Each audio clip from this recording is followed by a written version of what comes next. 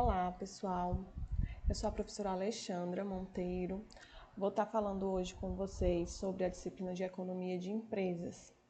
É importante a gente ressaltar que nós temos esse encontro, todas as disciplinas de vocês, para abordar principalmente os conteúdos da unidade 1 e da unidade 3, visando aí fazer uma revisão e um aprofundamento para a atividade avaliativa que vocês realizam, ao final da disciplina, para concluí-la. Então, só para reforçar que os conteúdos vistos por vocês, na unidade 1, vocês tiveram a introdução à microeconomia, abordando o conceito de economia, o que é que a economia traz como necessidades, algumas instituições básicas e também derivadas, as atividades econômicas e sua relação com os agentes econômicos, a empresa como agente econômico, família e também o setor público. É o que a gente vai falar um pouquinho, também na nossa aula de hoje, tá? Na unidade 2, vocês viram sobre o sistema econômico, falando um pouco sobre o sistema econômico no mercado, competição, colaboração, funcionamento das empresas dentro do sistema capitalista de produção. Iniciaram aí o entendimento sobre demanda, oferta. Na unidade 3, que é a outra parte que a gente vai falar aqui, especificamente sobre elasticidade, empresa, produção, lucro e as estruturas de mercado. Então, vamos falar e entender o que significa elasticidade, os tipos de elasticidade, entender um pouco os gráficos que nós temos nessa parte, falar um pouquinho sobre empresa, teoria dos custos e, por fim, a gente vai ver as estruturas de mercado, monopólio, oligopólio, concorrência perfeita. E aí vocês encerram a disciplina de Economia de Empresas, vendo aí o papel interventor do Estado, renda nacional e política salarial. E aí vocês vão mais para o lado da macroeconomia, que a economia ela tem uma grande divisão entre microeconomia e macroeconomia.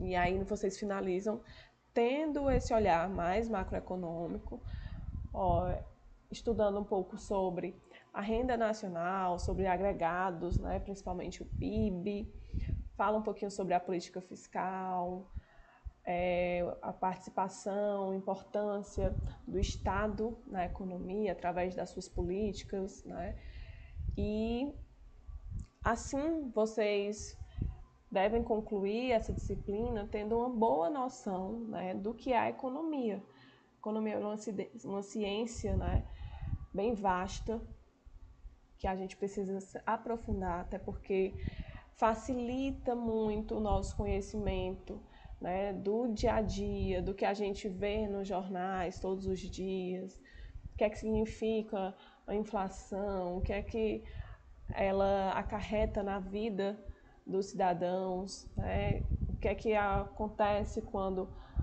há uma política que faz com que o dólar aumente ou reduza, enfim. A economia está presente no nosso dia a dia e é importante a gente ter um conhecimento para facilitar, nossas tomadas de decisões, facilitar nossas organizações financeiras, para quem tem empresa ou pretende empreender também é super importante. Então, a economia ela tem esse principal objetivo, que a gente vem abordando aqui durante todo o curso de vocês, que vocês viram.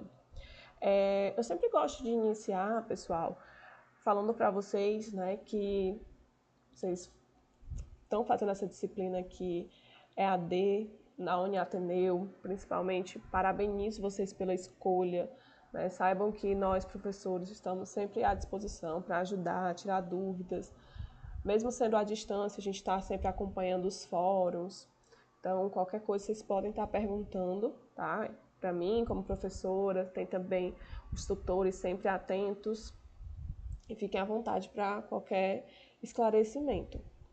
É importante frisar que essa aula, como eu já falei, ela vai abordar conteúdo da unidade 1 e 3, visando aí revisar os principais conteúdos para a prova que vocês vão realizar, mas é extremamente importante que vocês leiam as outras duas unidades, a unidade 2 e a 4, e que também, né, além do que vocês possuem de material disponibilizado, as apostilas, vocês também podem estar buscando livros.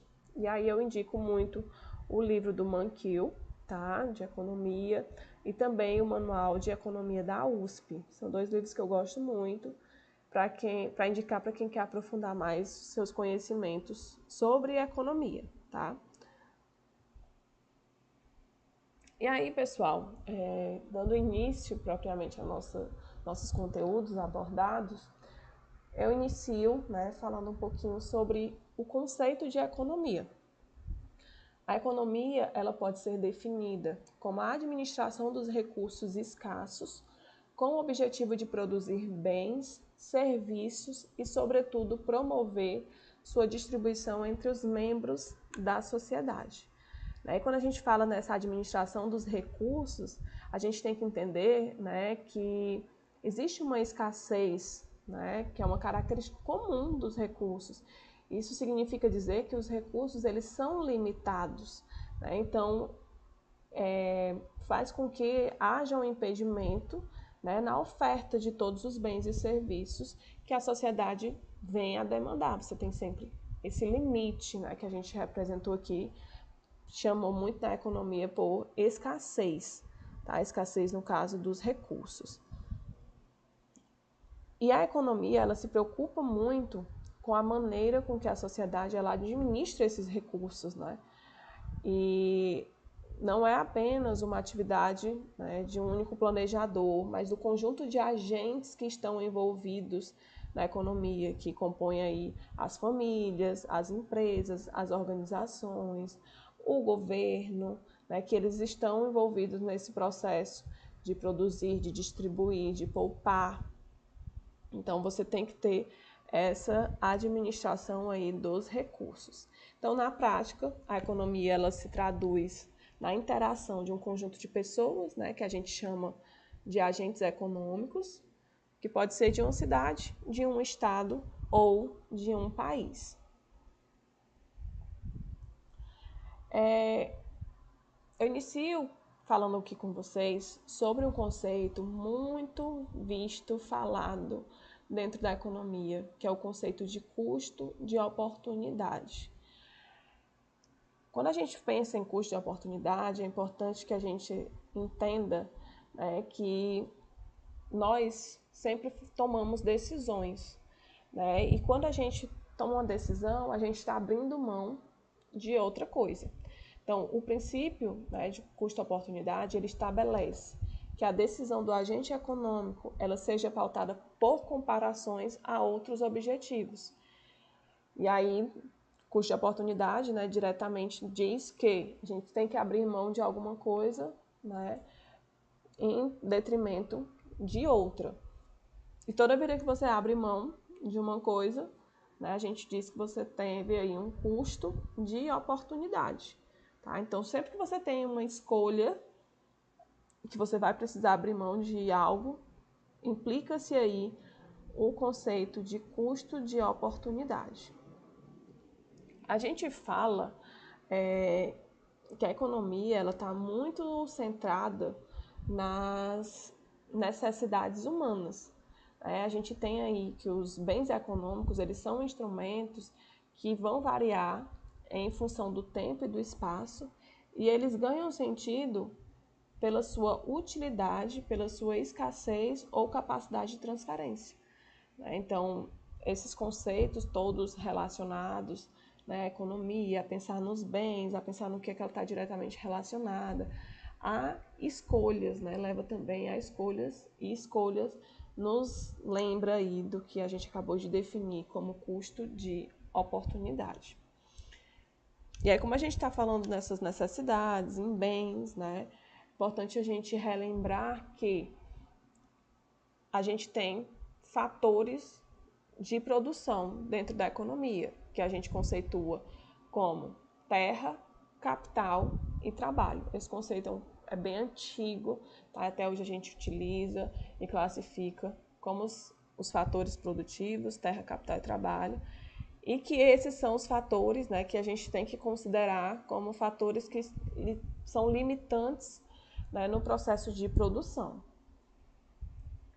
Essa imagem eu coloquei até do material de vocês, tá? Que fala aqui sobre os bens econômicos, que eles são úteis, né?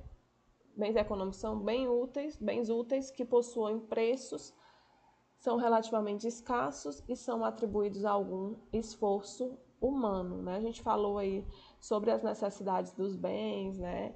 Que eles são instrumentos que variam em função do tempo e também do espaço. E esses bens, o maior sentido dado a eles é em relação à utilidade que eles representam, à escassez que eles podem ter, ou também a capacidade de ser transferido, né? Então, as pessoas elas possuem necessidades, né? Então, elas podem ter necessidades primárias e também necessidades que a gente diz que são necessidades derivadas. A gente fala, né, que necessidade derivada pode ser a necessidade de viajar, de participar de movimentos políticos. E necessidades primárias, a gente pode dizer que seja a necessidade de se alimentar, né? Então, as pessoas, elas têm essas necessidades, né, que a gente distingue aí como primárias ou derivadas. A gente passa a falar, pessoal, sobre elasticidade, tá? Que é um dos conceitos mais utilizados dentro da economia, mais vistos, né, quando a gente começa a entender e falar sobre economia, principalmente na microeconomia. A elasticidade, conceitualmente, né, a gente define como uma medição, né, a reação de compradores e vendedores às mudanças nas condições de mercado, tais como preço e também renda. E essa elasticidade, ela permite quantificar as variações tanto na oferta quanto na demanda, né, decorrentes de variações nos preços e também nas quantidades. Tanto que, para quem já leu o material, deve ter visto que nós temos elasticidade de preço da demanda, elasticidade da oferta, e a gente vai entender um pouquinho o que é que significa, o que são essas variações, né? E aí, nós, como consumidores, a gente sabe que produtos sofrem variações. E aí vem a necessidade de a gente compreender, né, essa elasticidade, que ela mede a resposta dos compradores e também dos vendedores em relação às alterações nas condições do mercado. E aí, quando a gente fala em mercado, é importante a gente entender que o mercado, ele é o conjunto de compradores e vendedores que, através das trocas, né, eles têm potencial para negociar. Então, essa é uma das principais definições que a gente tem sobre mercado, né, entender que é composto por os compradores, também pelos vendedores que realizam essas trocas.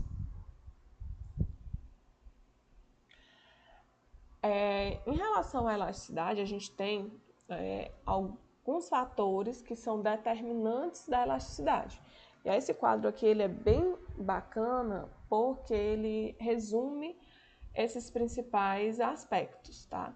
Em relação à necessidade e supérfluos, os bens, né, que a gente já definiu como os bens necessários, eles tendem a possuir demanda inelástica, que a gente vai já reforçar o que é isso, tá?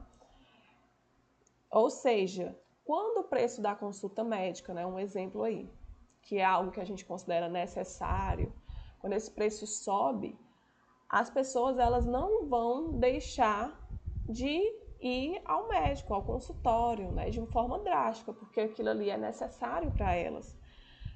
Então, nesse caso aí, a gente tem a relação, né, de algo que é necessário para as pessoas.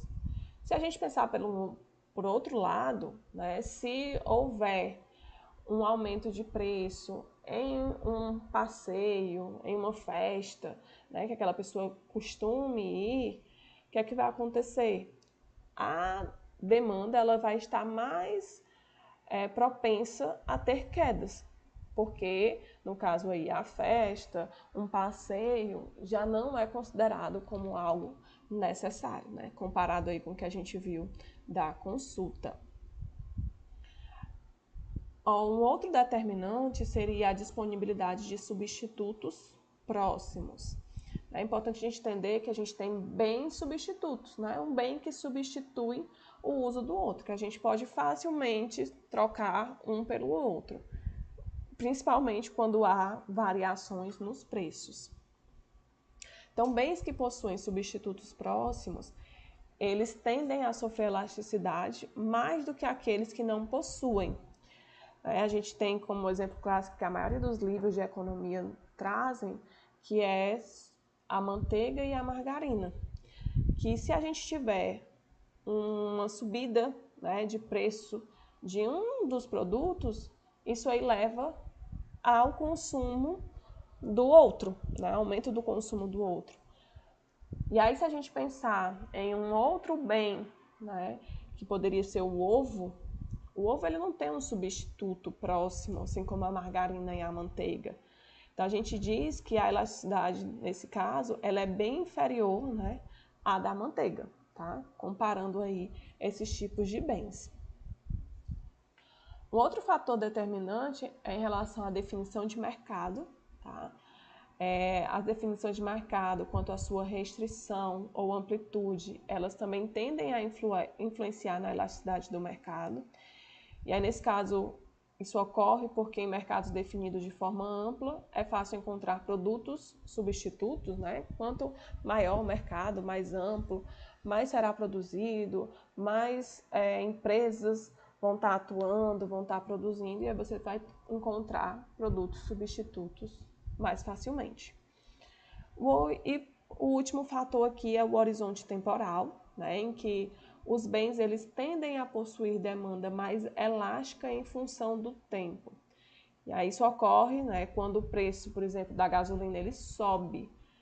Quando há uma subida no preço da gasolina, isso acarreta uma modificação no padrão de consumo das pessoas, que aí elas vão passar a procurar carros mais econômicos, né, ou vão tentar morar próximo ao local de trabalho para poder reduzir os gastos com a gasolina, visto que houve aí um aumento dos preços, né? Então, esses são fatores determinantes quando a gente fala em elasticidade, né, que influenciam na decisão do consumidor e afetam diretamente o preço. E aí a gente passa, né, a entender os tipos de elasticidade. A gente inicia aqui com a elasticidade do preço da demanda, que mede o grau em que a quantidade varia em relação ao preço dado pelo mercado. Essa é a fórmula, tá, para a gente calcular a elasticidade da demanda. Coloquei duas formulazinhas aqui, né, que são a mesma coisa, são escritas de formas diferentes. Então, aqui nós temos que a elasticidade da demanda ela é igual à variação percentual da quantidade demandada, dividido pela variação percentual do preço. Então, esse triângulozinho ele representa exatamente variação, tá? Então, variação da quantidade demandada em relação à quantidade e a variação do preço em relação ao preço. A gente multiplica por 100, tá? Para obter um valor aí inteiro. Aqui é uma outra forma de representar essa mesma fórmula, tá? Então, a elasticidade de preço da demanda, ela vai medir a sensibilidade dos consumidores quando ocorre uma variação no preço de um bem, né? Quão sensível é o consumidor em relação à variação do preço. Variou? Será que eu vou continuar consumindo? Variou o preço? Será que eu vou reduzir o meu consumo? Tudo isso, né, através do cálculo da elasticidade, a gente consegue descobrir. Coloquei aqui, né, que a elasticidade de preço da demanda ela é expressa em módulo, né, lembrando que quando a gente tem números em módulo, eles sempre ficam positivos, então né, os valores da elasticidade de preço da demanda sempre serão positivos, tá? E eu coloquei um exemplo aqui para facilitar o entendimento de vocês, né, sobre o cálculo da elasticidade de preço da demanda. Tá? Trouxe aqui a fórmula. E aqui no gráfico vocês têm, né, que no eixo Y nós temos preço, no eixo X quantidade. Percebam que há uma variação aqui da quantidade, né? Ponto A, 104, ponto B, 50 de quantidade e 5 de preço. Então, para a gente calcular a variação na quantidade, né, a gente vai olhar para esses valores aqui do eixo X. E sempre a gente pensa na variação, é sempre o final menos a quantidade inicial. Então, 50 menos 100, né, dividido pela quantidade inicial 100, a gente tem uma variação aí de 0,5. Se a gente multiplicar por 100, a gente tem uma variação de 50% na quantidade. Na variação percentual, da mesma forma, né, a final menos a inicial, no caso a final aqui é 5, ó, do B. Então, 5 menos 4 em relação à inicial, que é 4. Tá? Fazendo isso aqui, a gente chega a 0,25, multiplicado por 100, 25%. E aí, para encontrarmos a elasticidade de preço da demanda, a gente divide, né, o valor encontrado da variação da quantidade pela variação do preço. Então, fica aí 50 por 25. Né? A gente tem que a elasticidade de preço da demanda, para esse exemplo, é igual a 2. Então, a interpretação desse resultado, né, dessa elasticidade de preço da demanda, é que, para um aumento de 25% no preço, a quantidade demandada ela diminui em 2 vezes os 25%, ou seja, 50%, certo? A gente classifica a elasticidade de preço da demanda, né, em 3 formas. A gente diz que ela pode ser classificada como elástica, quando a gente tem o valor da elasticidade maior do que 1. A gente diz que é inelástico quando a elasticidade é menor do que 1. E a gente diz que é uma elasticidade unitária quando a elasticidade ela é exatamente igual a 1. Quando a gente tem uma demanda elástica, pessoal, é quando a variação percentual na quantidade ela é maior do que a variação percentual do preço. Então, assim, a gente revela que a quantidade ela é bastante sensível à variação de seu preço. Né? Então, conforme varia o preço, as quantidades, né, demandadas, no caso, elas vão sentir mais, elas são sensíveis, né? E quando a gente tem demanda de elasticidade unitária, né, que a gente já viu que quando a gente tem a elasticidade igual a 1, é quando a variação percentual no preço produz uma variação percentual da quantidade igual àquela, né? Por isso que a gente tem um resultado igual a 1. Nesse caso, né, se o preço ele aumenta, a quantidade ela cai na mesma proporção. Ceteris paribus, né? Aqui, pessoal, essas palavrinhas aqui significam na economia mantendo tudo mais constante, né? Todas as outras variáveis constantes, isso que vai acontecer. E a demanda inelástica, ela vai ocorrer quando a variação percentual da unidade for menor do que a variação percentual no preço, né? Que vai ser aquela elasticidade menor do que Q1, que a gente já viu. Nesse caso, os consumidores eles serão pouco sensíveis às variações no preço. Uma variação de preço leva a uma variação da demanda, tá? Mas de uma forma bem menos sensíveis, né? Eles são pouco sensíveis aí às variações nos preços. E aí eu trouxe para apresentar a vocês, né, que tem também lá no material, os gráficos da elasticidade. Né? A gente viu o que é que significa elasticidade quando é inelástica, elástica, perfeitamente. Então, aqui, esse gráfico a gente tem, né, perfeitamente inelástico. Percebam que a gente tem a reta, né, na vertical, tá? Isso significa que o quê, pessoal?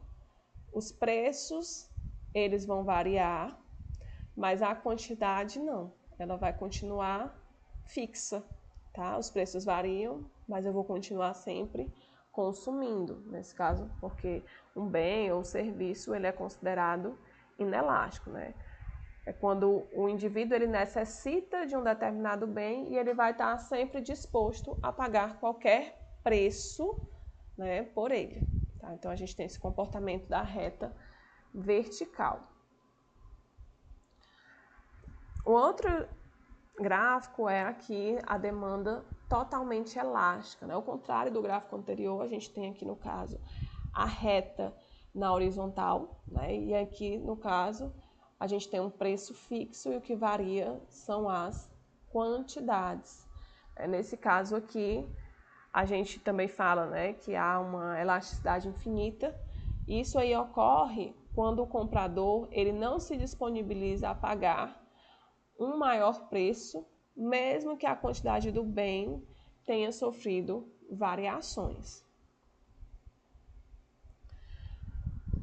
A gente falou agora sobre elasticidade da demanda, né? E a gente também tem a elasticidade da oferta ou na oferta, né? Que é a variação sofrida pela quantidade oferecida quando o seu preço varia em 1%, enquanto os demais fatores permanecem constantes. Então, a fórmula para se calcular, encontrar, né, a elasticidade da oferta é dada pela variação percentual da quantidade ofertada dividido pela variação percentual no preço. Então, aqui a gente consegue, né, verificar,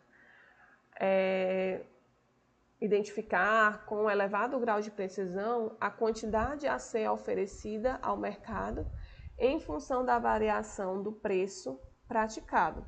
A elasticidade da oferta ela pode ser utilizada em todas as circunstâncias que foram apresentadas também na elasticidade da demanda. E a gente tem as mesmas classificações também aqui para a elasticidade da oferta.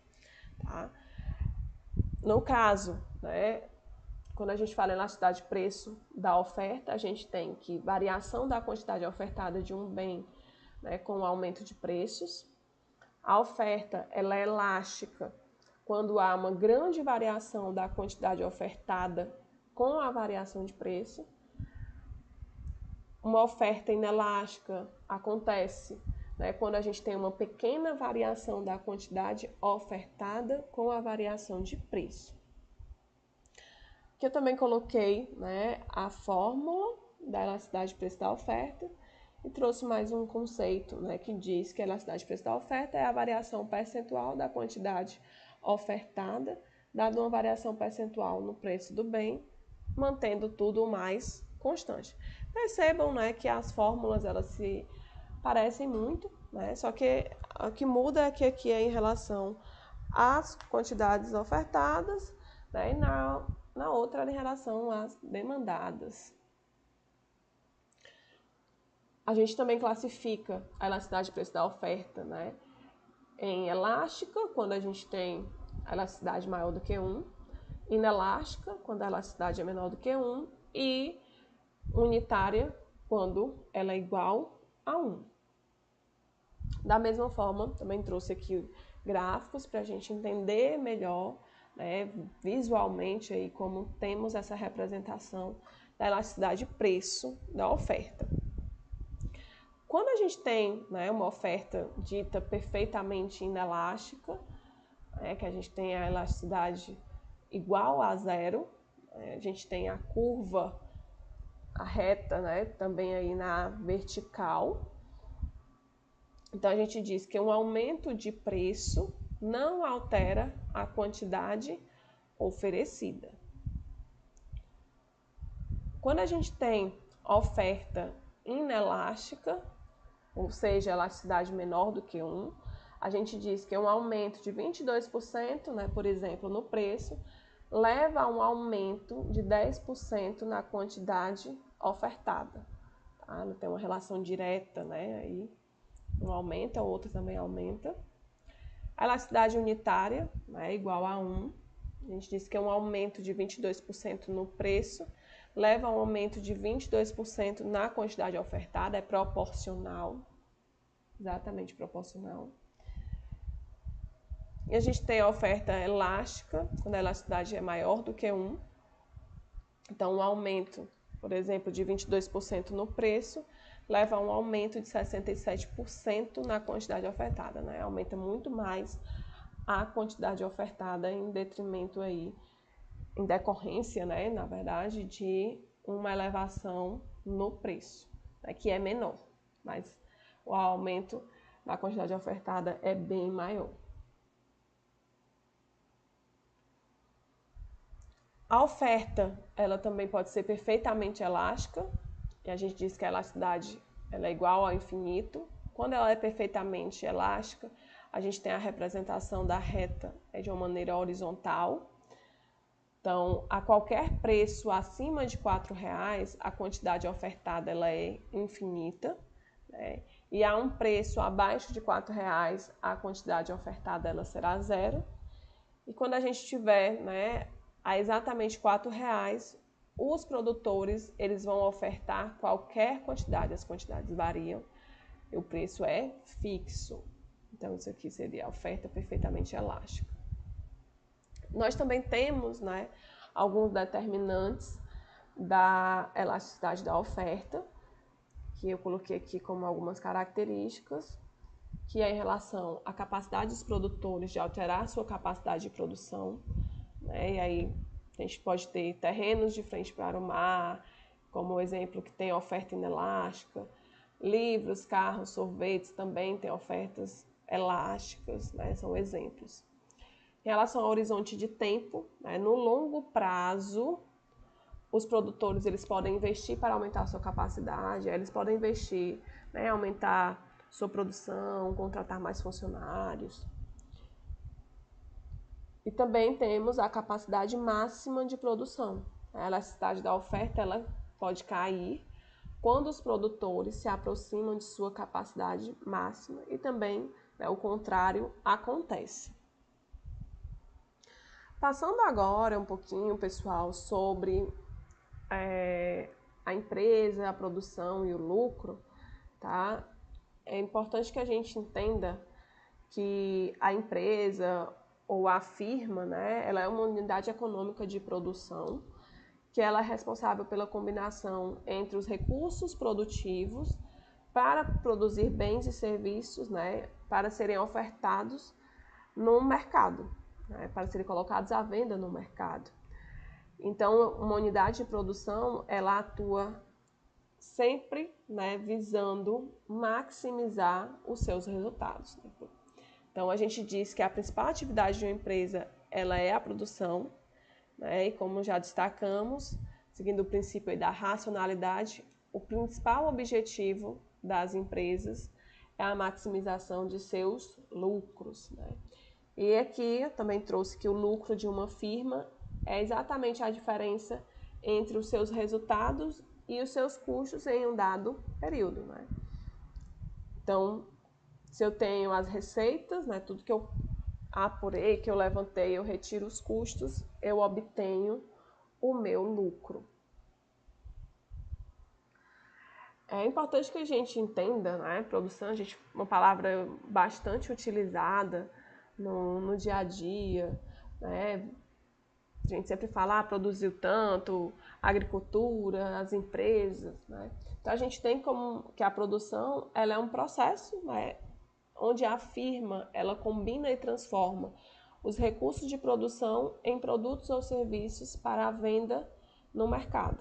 Então, a gente pode ter diferentes combinações de insumos dentro da produção, dos bens e serviços, que vão definir também métodos de produção. Temos diversos métodos, né, cada vez mais tecnológicos, mais desenvolvidos, sempre visando otimizar a produção, minimizar os custos, né, ter ganhos de produtividade, de eficiência.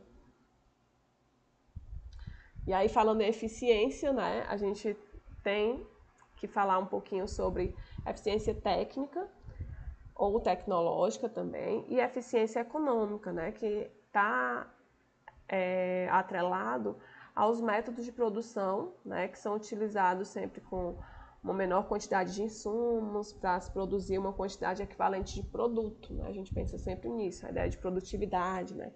produzir mais, com menor custo e menor tempo. Então, a gente define a eficiência técnica como um método de produção que permite produzir uma mesma quantidade de produto, utilizando menor quantidade física de fatores de produção. E a eficiência econômica é um método de produção que permite produzir uma mesma quantidade de produto ao menor custo de produção, né? Então, acho que fica bem claro como as empresas buscam tanto a eficiência técnica, né, quanto a eficiência econômica nos seus processos. E aí nós temos, pessoal, a função de produção, né?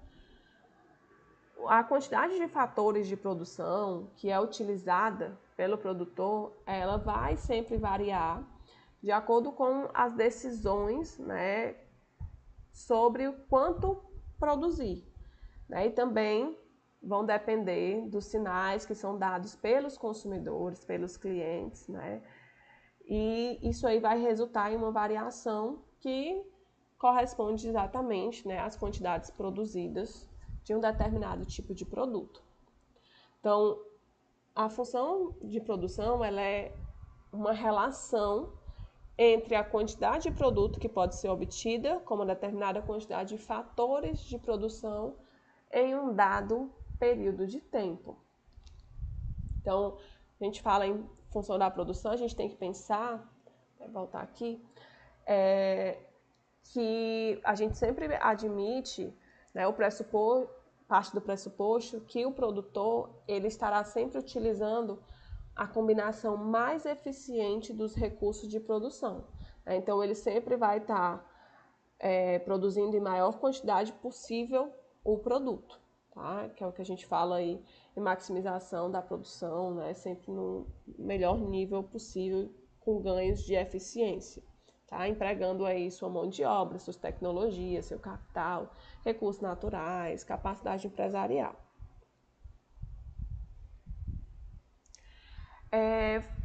Falando sobre essa parte de produção, empresa, né?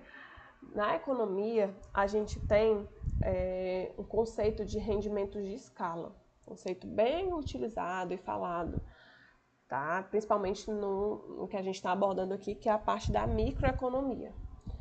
Então, coloquei aqui que rendimentos de escala, eles expressam a reação da quantidade produzida a uma variação na quantidade utilizada de todos os insumos, quando a empresa ela aumenta de tamanho, ou seja, né, quando todos os fatores eles variam simultaneamente na mesma direção. Então, tentando aqui explicar de uma forma melhor, né, a gente fala que os rendimentos de escala a gente obtém, né, quando há um aumento de produção de uma determinada empresa, né, quando os insumos, bens ou serviços utilizados na produção, né, eles são aumentados proporcionalmente. Então, a gente diz que nós temos rendimentos de escala. E aí a gente pode ter, né, os rendimentos constantes, crescentes ou decrescentes. E aí isso tudo vai depender da alteração no nível de produção, né, mediante um referido aumento dos insumos utilizados. Aí a gente tem os rendimentos, né, que a gente considera como os rendimentos crescentes de escala, tá? Que ocorre quando a variação na quantidade produzida é mais do que proporcional à variação da quantidade utilizada de insumos produzidos. Então, só para reforçar, né, a gente fala em economia de escala, né, que quando há aumento na produção, né, é resultado aí de uma queda também do custo médio do produto. E aí, um oposto disso, né, desses conceitos, é a deseconomia de escala, né, que é justamente que a gente também pode chamar de rendimentos decrescentes de escala, que são resultantes de uma variação do produto total menos do que proporcional à variação na utilização dos insumos. Então, a deseconomia ela é o processo inverso da economia de escala, E ela acontece quando o custo com os fatores de produção cresce mais do que a produção resultante desse investimento. Aí você tem um aumento no custo médio por unidade produzida. Um exemplo bem clássico para deseconomia de escala é quando uma empresa que tinha apenas um funcionário executando o serviço, ela decide contratar outro, pensando, que vai aumentar sua produção. Sendo que esse novo funcionário, colaborador, ele possui uma produtividade menor do que o anterior. Então, nesse caso, a empresa ela dobrou o seu custo, que ela contratou mais uma mão de obra, mas ela não conseguiu dobrar sua produção, visto que esse novo colaborador ele não tem a mesma produtividade do colaborador anterior. Então, esse é um exemplo clássico de deseconomia de escala. Tá? Acho que fica bem mais claro a gente entender, com esse exemplo. E aí a gente tem a lei dos rendimentos decrescentes, que está relacionada a tudo isso que a gente falou, também conhecida como lei da produtividade marginal decrescente, que conceitualmente é quanto maior o emprego de alguns fatores de produção em um setor, deixando os demais constantes, menores serão os acréscimos no produto total. Então, aqui de uma forma mais exemplificada, quando a gente eleva a quantidade de um insumo variável, mantendo fixas as quantidades dos outros insumos, a produção inicialmente ela aumentará a taxas crescentes. No entanto, depois de um certo volume do insumo variável utilizado, continuará a crescer, mas há taxas que a gente diz que são taxas decrescentes, com acréscimos cada vez menores. Então, se eu continuo ampliando a quantidade do fator variável utilizada, a produção ela vai chegar em um nível máximo e a partir desse nível ela começará a reduzir. Um outro conceito, visto dentro dessa unidade 3 é sobre a teoria dos custos. A gente falou sobre as empresas, falou sobre os lucros, que é com receitas menos os custos, a gente tem os lucros. Então, a gente precisa entender o que são os custos. É muito engraçado a gente falar no dia a dia, custos, despesa, mas a economia ela tem os seus conceitos para isso. Na verdade, ela tem custo médio, custo marginal, e aí a gente vai tentar entender um pouquinho aqui. A quantidade utilizada de cada fator de produção, multiplicada pelo seu preço respectivo, representa a despesa total que a firma deverá realizar para colocar o processo produtivo em movimento. Essa despesa a gente denomina de custo total de produção. Então, quando a gente precisa, a gente quer obter resultados ótimos, e alcançar o chamado equilíbrio da firma, que toda empresa quer, a empresa ela vai sempre precisar buscar maximização da sua produção a um determinado custo total, ou ela também pode minimizar o custo total a um certo nível de produção estabelecido. A gente tem, custos variáveis e custos fixos, são os mais comuns de a gente ouvir por aí, além do custo total. Os custos variáveis, eles são determinados pelo valor dos insumos variáveis e eles dependem da quantidade empregada destes fatores. Então, eles dependem também do volume de produção, tá? É diretamente dependente disso. Então, a gente tem exemplos de custos variáveis, gasto com folhas de pagamento, pagamentos de matérias-primas. Percebam que a minha produção está diretamente relacionada com a quantidade de mão de obra empregada, que isso está relacionado com folhas de pagamento. Então, é tido como um custo variável. Minha produção está relacionada com a quantidade de insumos, matérias-primas que eu preciso, né? Isso vai variar. Então, custo variável também. E o custo fixo, eles independem do nível de produção e representam as despesas com os fatores fixos de produção. E aí, no caso, a gente tem como exemplo, né, despesas com aluguéis, depreciação, são mais fáceis de entender. E o custo total, pessoal, nada mais é do que a soma entre custo fixo e custos variáveis, né? A gente chega a esse resultado final dos custos. Que eu coloquei aqui a fórmula, né? Então, custo total, considerando aqui que uma função de uma empresa no curto prazo pode ser representada, né? Por Q igual a função de x1 e x2, em que é a quantidade produzida, x1 é um fator variável e x2 é um fator fixo. Então, para que a gente encontre o custo total de curto prazo, a gente teria preço vezes, né, o fator variável de produção, preço 2 vezes o fator fixo de produção. Realizando isso aqui, a gente chega ao valorzinho de custo total da produção. Vocês devem ter percebido que a gente está sempre falando, né, de curto prazo, longo prazo. Então, no curto prazo, a firma ela sempre vai buscar maximizar seus lucros, né, em relação aí às estruturas físicas de que ela possui, né, e se vê diante de determinados custos fixos, que a gente já entendeu o que é que são, né, que estão relacionados também aí à dimensão da empresa.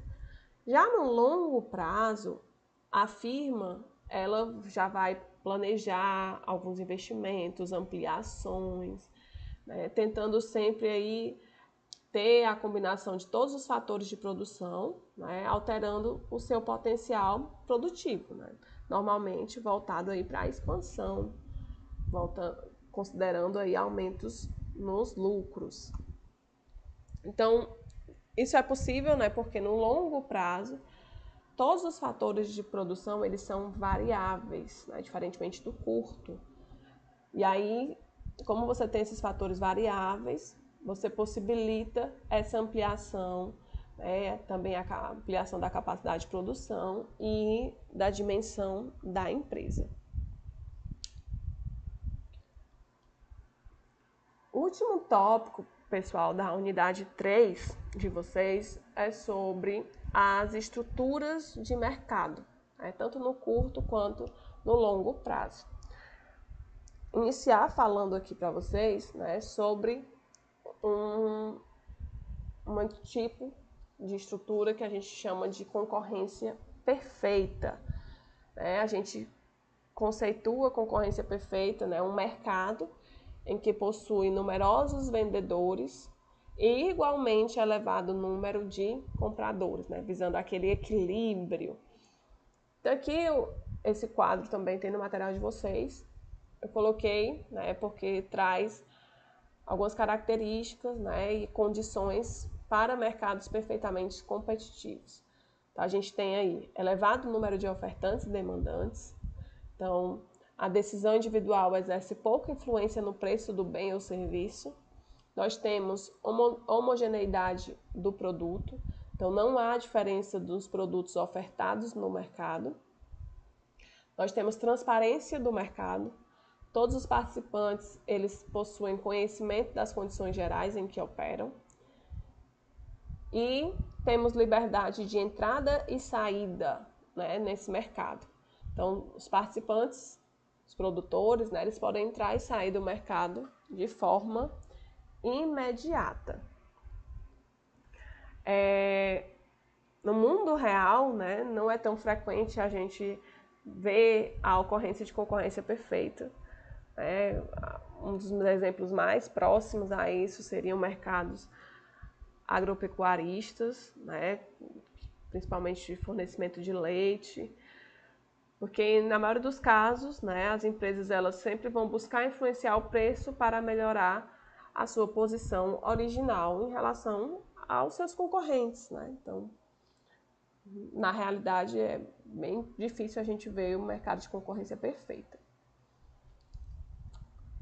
Um resumo, né, aqui é que nós temos grande número de pequenas empresas, produto homogêneo, livre mobilidade de recursos, perfeito conhecimento do mercado e concorrência impessoal.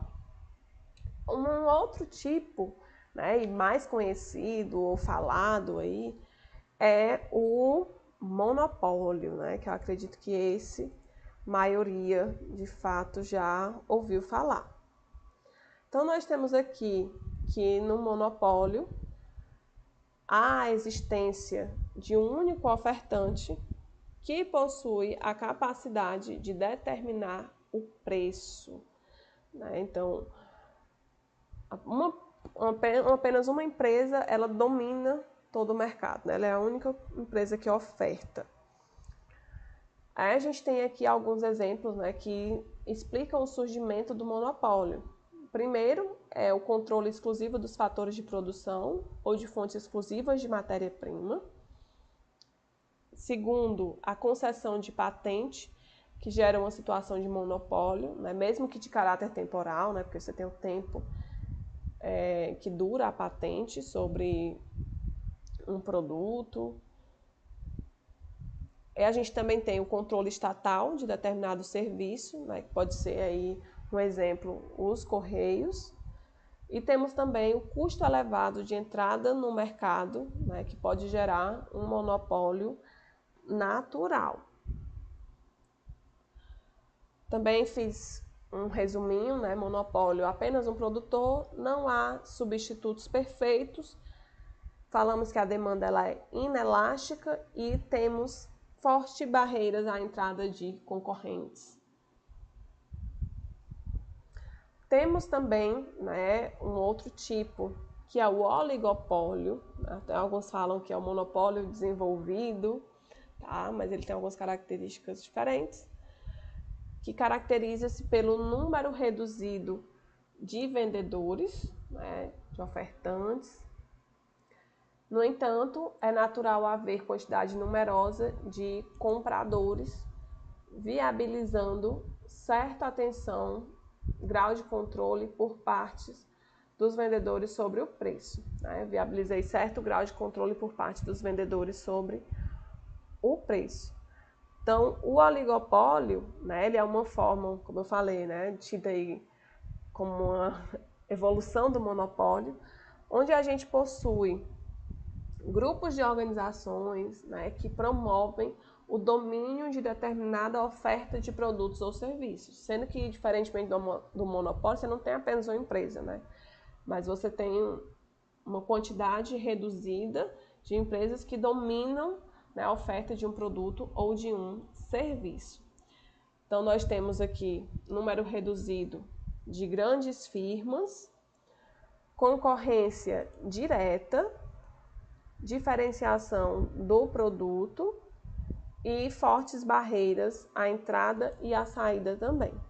Um exemplo, né, que podemos dar aqui de oligopólio é em relação às companhias aéreas. Nós temos as principais companhias que, né, TAM, Gol, Azul, né, e essas empresas elas dominam a oferta dos voos comerciais.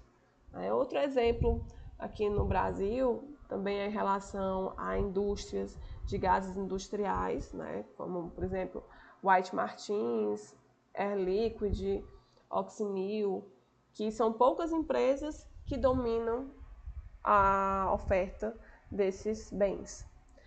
E assim, pessoal, a gente finaliza a nossa aula, tá? Reforço aqui a importância de vocês lerem o material todo, né? Unidade 1, 2, 3, 4. Também aconselho vocês buscarem outras fontes, né, como os livros, para aprofundar esse conhecimento. Aqui a gente tenta abordar de uma forma mais direta os principais pontos da unidade 1 e 3, tá? Como eu falei, principalmente para ajudar vocês na realização da prova. Mas, né, se tiverem alguma dúvida, vocês podem estar nos buscando aí através do fórum da disciplina. Tanto eu, professora Alexandra, quanto os tutores, né, iremos respondê-los com certeza. Tá? Então, eu desejo, pessoal, uma boa prova a todos, tá? Estudem bastante, né? Acho que mais do que qualquer outro curso, o EAD ele conta com comprometimento, né, dos alunos, e a Uniateneu ela tenta sempre dar o maior suporte aos alunos de uma forma mais rápida, direta, né, tendo aí as plataformas virtuais, tá joia? Então, fico à disposição para qualquer dúvida e, mais uma vez, boa prova e até um próximo encontro, pessoal. Tchau, tchau!